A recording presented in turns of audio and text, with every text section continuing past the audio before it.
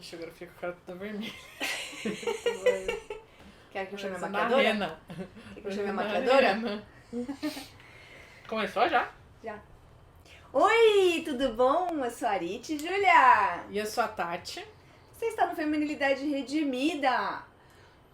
E hoje vamos falar sobre uma queridona chamada Aquela outra lá. Margaret Baxter. Ui.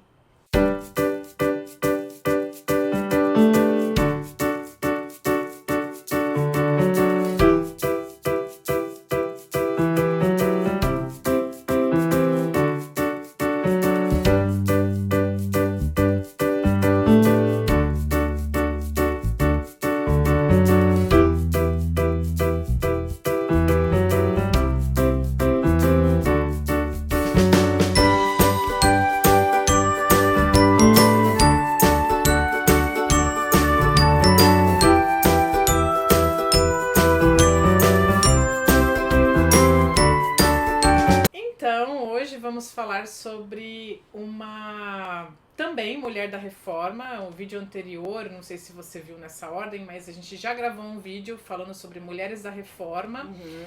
E agora a gente vai fechar a cota, por enquanto, de mulheres da reforma, falando da Margaret Baxter. Não, ainda tem que falar depois da Catarina. Então falamos Catarina vai depois ser da um Catarina. outro vídeo só dela. Então, Margaret Baxter, ela viveu por volta do século 17, 1600 e bolinha. Também na Inglaterra, você vai perceber que muitas mulheres aqui que a gente tem falado são inglesas, porque o movimento reformado foi muito forte na Inglaterra. A gente tem muitos nomes aí de peso. de expoentes importantes.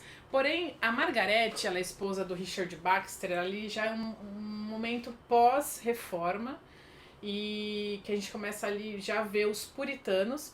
Aliás, recentemente, a Ruth Salviano, que é uma pesquisadora dessa área de história sobre a participação feminina no cristianismo, tudo! e ela lançou um livro só sobre as mulheres no puritanismo.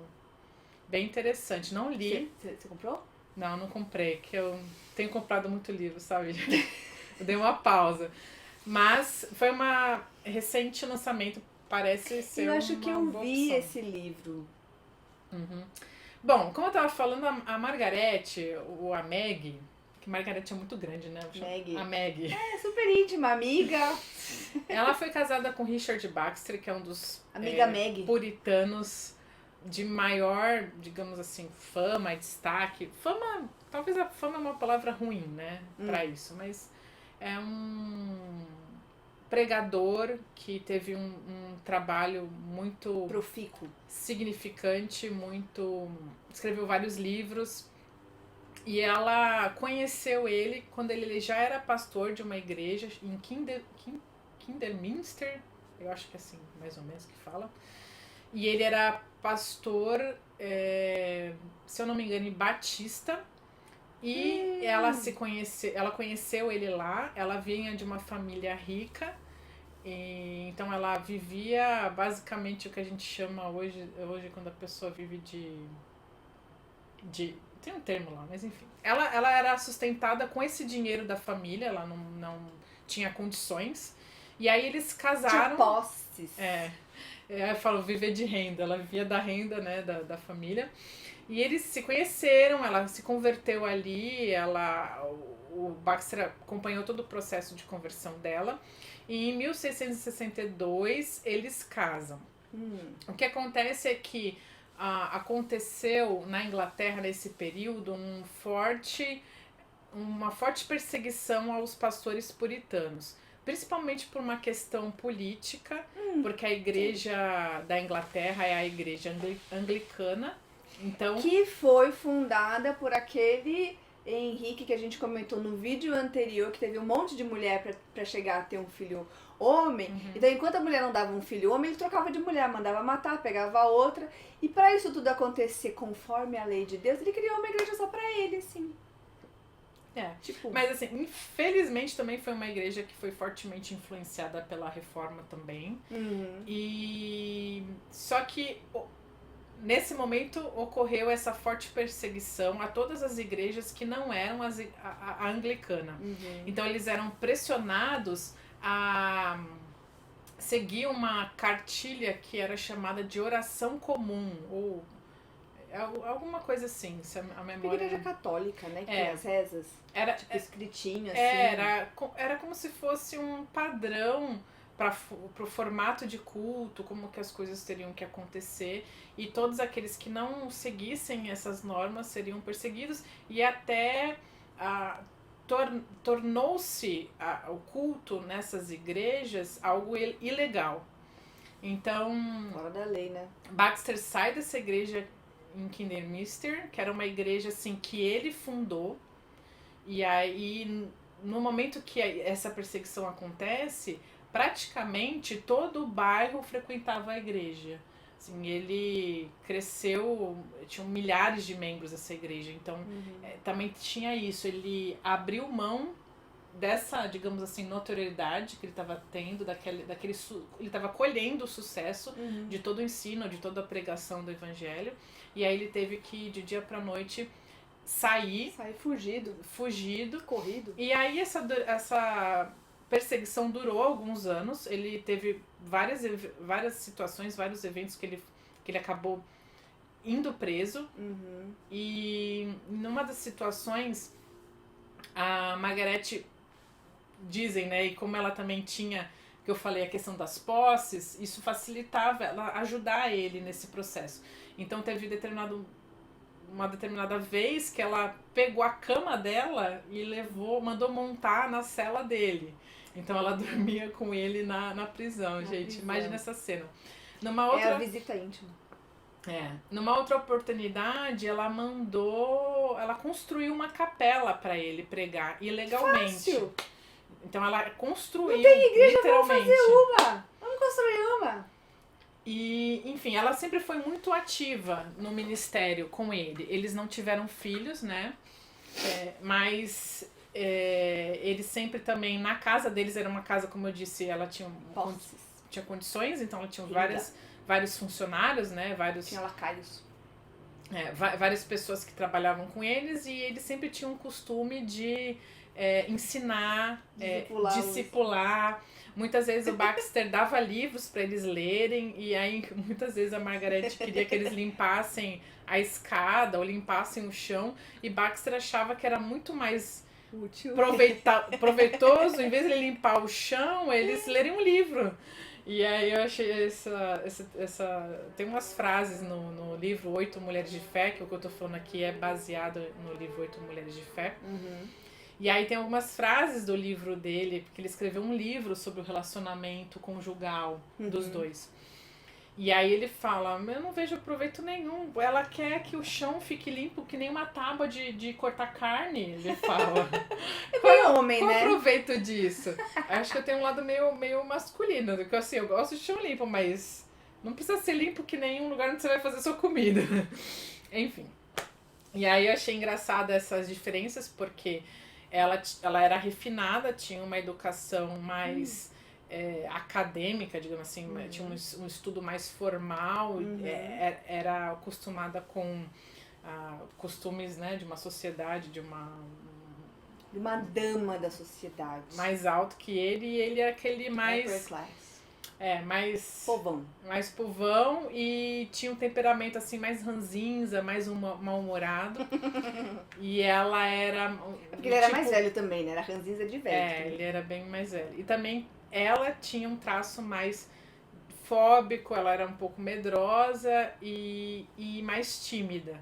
E aí quando eu li, eu falei assim, esse daí é eu e o Márcio, né? Ainda não tem filho, né? A gente tava ainda... Agora já tá mudando aí. E aí eu me identifiquei bastante com a Margaret, por quê?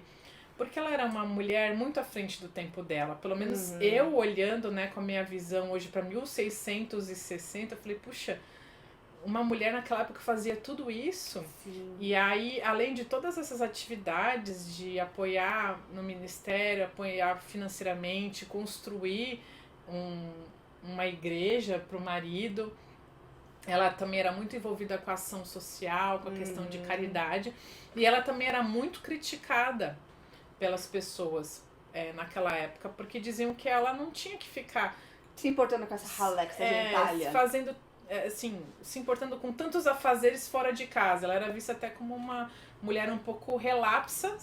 Claro que no caso dela, ela tinha alguém pra limpar o chão dela. Tinham várias pessoas, tinha um quadro, né, de funcionários, de pessoas que estavam ali. Imagino que ela coordenava essas pessoas, claro, que era o papel da mulher naquela época. Mas isso, ela não se limitava a isso. Essa é a questão. Ela, além de ser ativa no ministério do marido, no cuidado da fé, ela fazia questão que o Baxter discipulasse os funcionários dela, que trabalhavam para ela na casa dela. Ela também fazia caridade fora. Então, assim, não era uma mulher que vivia naquela caixinha, né? Ela tinha uma visão mais ampla da coisa, né? Me lembra muito Mulher de Provérbios, né? Que a Mulher de Provérbios, ela é assim, o máximo, mas ela não fazia exatamente tudo na casa dela.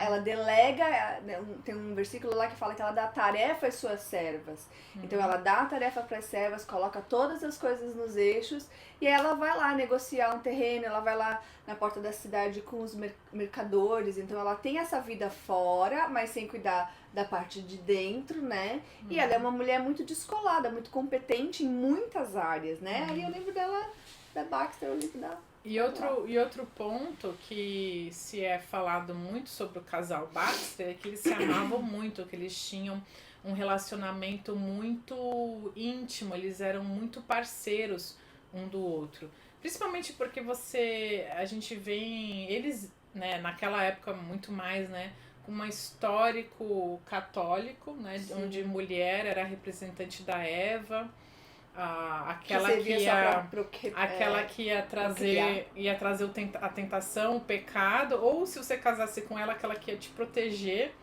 do pecado, porque aí você poderia ter relações sexuais lícitas.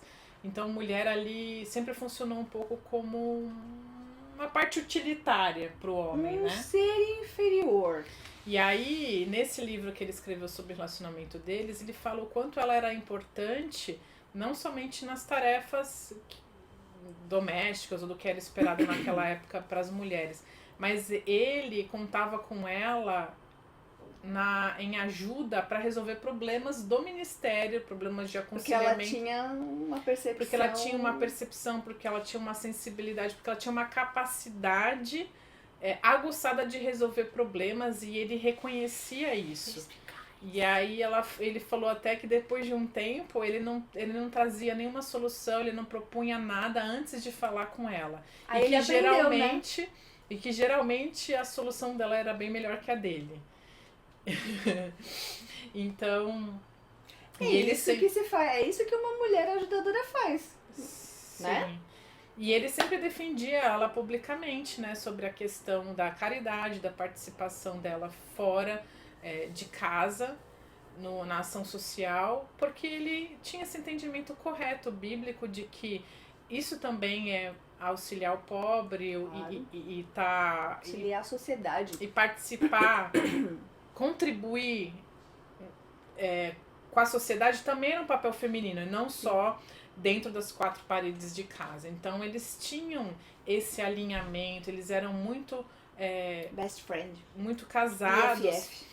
E ele falava que assim como para um homem não conhecer a si mesmo era uma burrice, não conhecer a sua esposa também era da mesma forma algo não inteligente. Então ele também via o conhecimento mútuo, a intimidade do casal como uma prioridade para ele. De Deus, né? E por isso também que eles são conhecidos aí como o casal, digamos assim, modelo. Dentro do movimento aí do período dos puritanos, por causa dessa questão do amor, da cumplicidade, da afeição, e aí ele escreveu também um livro sobre isso, um com o outro, o que era algo inovador para a época, né? Porque a mulher era ainda vista como um ser Porque tá muito perto da reforma, né? Então tá muito. Aquela visão católica tá muito ainda arraigada na sociedade como um todo. Se tá hoje ainda, imagina naquela época. Pois é. E você, o que você achou sobre essas mulheres da reforma? Compartilhe com a gente, mande comentários, mande sugestões. Eu acho que a gente tem muito que se surpreender com essas histórias e muito aprender, né? Porque muitas vezes eu acho que a gente ainda se acha limitadas. Sim. E não é assim que eu vejo, eu não sei, é assim que eu vejo a história das mulheres. Sim. Na reforma, no puritanismo. Eram mulheres que não se viam como presas àquela função de cozinhar, lavar, passar e dar chinelada nos filhos. Elas participavam mesmo da vida intelectual do homem também, da teologia. Da produção de renda, conhecimento, cuidado.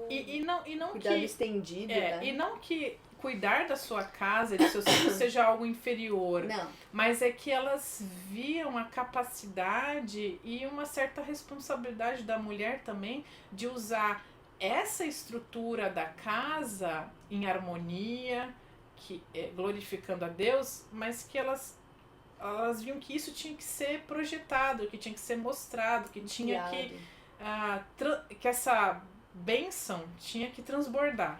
Né? E acho que esse é o nosso desafio também. Nosso desafio.